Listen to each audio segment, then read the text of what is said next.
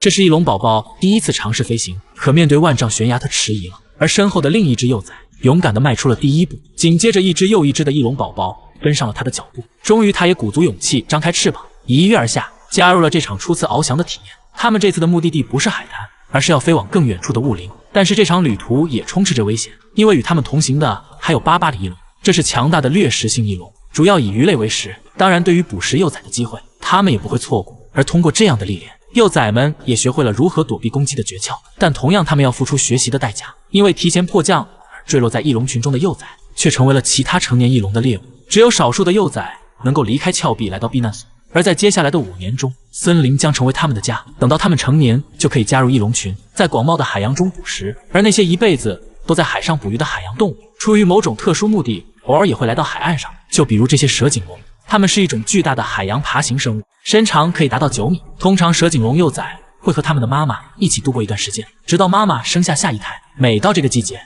蛇颈龙们都会从南太平洋的彼岸来到这里，举行一场盛大的相亲聚会。但是求偶并不是他们不远万里来到这里的唯一目的。由于水流的冲刷，这片海湾的鹅卵石特别的圆、光滑、坚硬。蛇颈龙们会找到这些在瀑布底部的石头，然后不可思议地将它们通通吞下。它们需要这些石头来作为压载物和沙囊石，最后这些会作为喂食留在它们的胃里，用来帮助它们消化食物。但是作为幼崽来讲，这可不是一件容易的事，它们需要多加练习。而这也让它的妈妈有了寻找配偶的机会。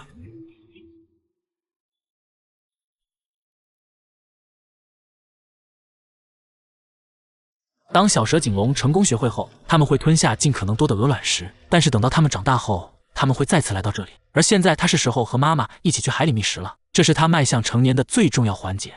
在南部海岸上，一只霸王龙正带着它的宝宝们前往海岸的边缘。中空的骨骼和强有力的后肢，使它们能在水中也能游刃有余。虽然目的地就在眼前，但是这片水域还是危机四伏的，其中最大的威胁就是苍龙。虽然成年的霸王龙即使在水中也能保护自己，但是霸王龙宝宝们就不这么幸运了，它们很可能成为苍龙的盘中餐。果然，就在它们即将登岸之际，一只掉队的霸王龙宝宝被苍龙拖入了海底。但这就是大自然的生存法则。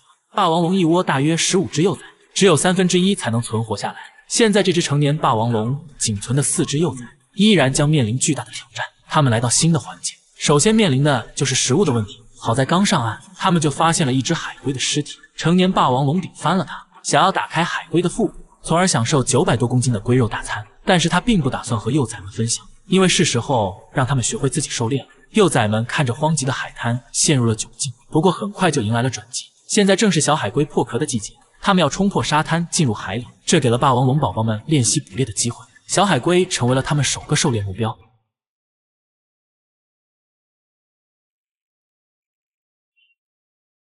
但显然他们要学的东西还有很多。这只幼崽想向父亲寻求帮助，但是父亲只顾自己吃饱喝足，所以就只能偷取同伴即将到口的猎物了。而幸免于难的小海龟继续奔向海中，开始他们的海洋冒险。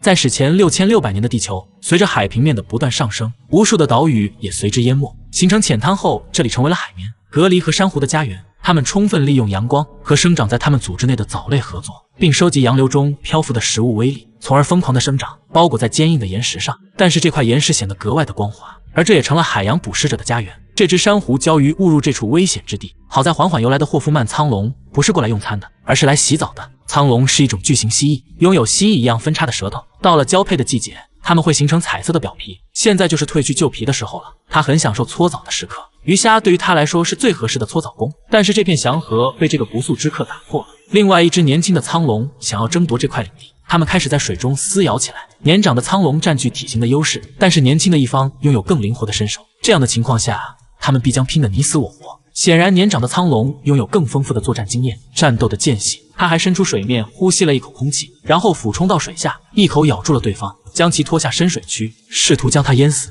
最终，年迈的苍龙获胜了。至少现在这里依然是他的专属澡堂。很快，夜晚降临，即使是大海的深处也散发着亮光。这些菊石缓缓从海底升起，它们是章鱼和鱿鱼的近亲，它们身上散发出的光亮会把浮游生物吸引来当做食物。但是今天它们的目的不止于此。美妙的亮光能够为它们吸引来合适的配偶。这些亮光是由发光细胞制作的，而它们复杂的神经系统可以控制发光细胞。当它们交配时，雌性和雄性的触角会缠绕在一起，像是合作进行着一场灯光表演。交配成功后，雌性会进入浅水区产卵，和大多数头足类动物一样，繁殖是它们短暂生命的最后篇章。太阳升起，海面的光亮慢慢变弱，直至熄灭。而这神奇的夜晚，也是他们生命的最后一晚。回到西兰蒂亚的浅海中，蛇颈龙们为了找到鱼群，再次聚集于此。但是蛇颈龙妈妈和她的宝宝掉队了，而且蛇颈龙妈妈似乎游得特别吃力。这时，致命猎手巨型海蜥蜴出现了，它盯上了这只身体不适的雌性蛇颈龙。而勇敢的幼崽为了保护妈妈，试图分散苍龙的注意力，这无疑是项危险的举动。但为了给妈妈争取时间，这值得冒险。终于等到同伴们掉头回来帮助他们了，蛇颈龙们相互合作赶走了苍龙。而这只身体不适的蛇颈龙实际上是怀孕了，又一只蛇颈龙宝宝诞生了。它出生就有3米长，是史上最大的婴儿之一。在它出生后的第一件事就是到水面上去呼吸空气。一只蛇颈龙会活到80岁，而现在在家族的支持下，它首先要学会的就是如何成为一个掠食者。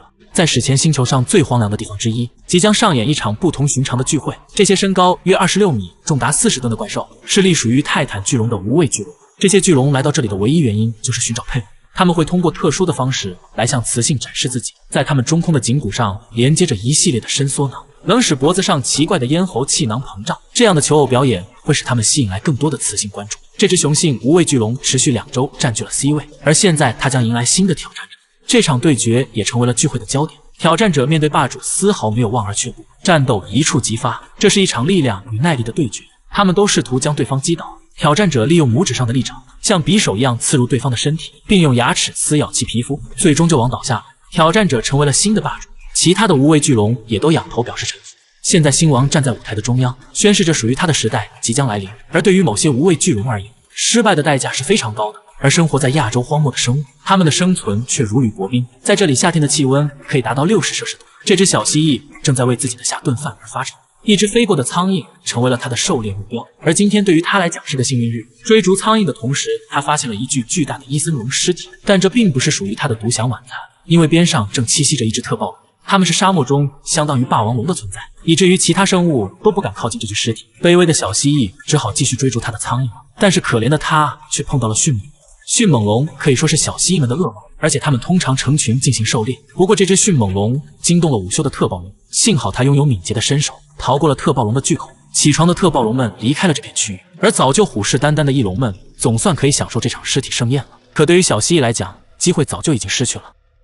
而有些恐龙却是沙漠生存的专家，就比如这只单爪龙，它正在这片荒芜的区域寻找食物，而这双凤爪能够帮助它保持身体的凉爽，加上身上的羽毛可以让它免受阳光的照射，还有脸上的羽毛提供了它探测微弱声音的能力。通过这样的能力，它找到了一根枯萎的树干，它知道这里面藏了什么东西。这时它利用巨爪刺穿了树干的表面，这里正是白蚁的巢穴。接下来它将利用另外一个特殊设备，那就是它灵活的舌头，而且它的舌头是头的2倍，这使它能够很容易的吃到远处的食物。像单爪龙这样的生物，完全就是为了沙漠而生的。而沙漠的天气也不是一成不变的，但这是极为罕见的情况。突如其来的沙尘暴却带来了一场可喜的大雨，单爪龙可能从未见过如此湿润的土地。好在欣喜之余，它还知道找地方避雨。而这场大雨给这片荒漠带来了生机，休眠的种子开始发芽，花朵盛开。几天的时间，这里就形成了一小片绿洲，这也给很多动物带来了食物。于是单爪龙又出来觅食了。不过这只蝎子显然不是个善茬，而这些古老的反鸟也不是很好对付。看样子它还没有适应新的环境，但是高温和焦土很快就会回来了。花儿和绿叶终将成为记忆。在中亚地区，沙漠和狂风是这里的永恒背景。大型恐龙们通过迁徙试图应对这样的恶劣环境。这些是鸭嘴，因为可以在没有水的情况下在沙漠中行进很长的时间，所以它们很适合远距离迁徙。但这次它们在途中发现了水源，这些特殊的地方在雨后地下水会升上地面，所以就形成了一片绿洲。开阔的水域也吸引来了各种沙漠动物来到这里，包括这些蒙古泰坦巨龙。它们对于其他生物来讲简直就是庞然大物，这些家伙体重能超过70吨，而且是地球上存在过的最大动物之一。它们不需要插队就可以喝到水，因为它们拥有地球上最长的脖子。而这样的聚会自然也不能少了另外一个重量级嘉宾，那就是特暴龙。特暴龙来了，其他的恐龙都得乖乖让开，因为它就是这片荒漠的霸主。但是它实在是太渴了，以至于把这片绿洲的水都喝完了，所以很快这里再次回归了恶劣干旱的环境。这时巴巴里翼龙们意识到是时候寻找新的栖息地了。雄性翼龙通常头上会长出一副弹弓，它们张开5米长的翅膀，毫不费力地飞到了高原的顶峰。这里没有其他的掠食者，所以就成为了他们的相亲大舞台。为了展示自己的雄性风采，他们甚至会大打出手，当然，陆地作战不是他们擅长的方式。年轻的雄性翼龙们最后会通过空中战斗而拼得你死我活，但其实这也不是吸引雌性的唯一方式。有些头顶上没有长弹弓的翼龙，他们就会通过热舞来讨取对方的欢心，但是这个举动不能被他们的首领发现。体型巨大的首领也想试试这样的方式，可显然他的热舞没有打动对方，所以对于追女孩这方面，他还是要向这只翼龙多学习学习。不过这只首领也不用气馁，雌性翼龙为了确保生育出健康的后代，通常会寻找多个伴侣进行交配，从而确保万无一失，所以他还是有机会成为一个接盘侠的。在史前星球中，这样的景色不一定是雪地，而是由石膏组成的丘陵，它只存在于地球上最干燥的地区，所以在这里生存基本上是不可能的。然而有些恐龙却成功做到了。它是独孤龙，属于小型鸭嘴龙，在极度严峻的生存环境下，它们学会了非凡的本领。因为狂风和流沙，年轻的独孤龙很难找到水源和食物的方位，但是年迈的独孤龙会通过识别天体结构来确定路标。浩瀚的夜空对于他们来讲就是最可靠的地点，但有时这也不是他们找到终点的方式。A 计划失败后，他们还有 B 计划。远处海浪冲击海岸线发出的低沉的声音，也是他们寻找水源的方向。但是这片沙丘挡住了他们的去路，想要通过这片沙丘，他们需要消耗巨大的能量。松软的沙子使他们的每一步都变得艰难，但这是他们迈向终点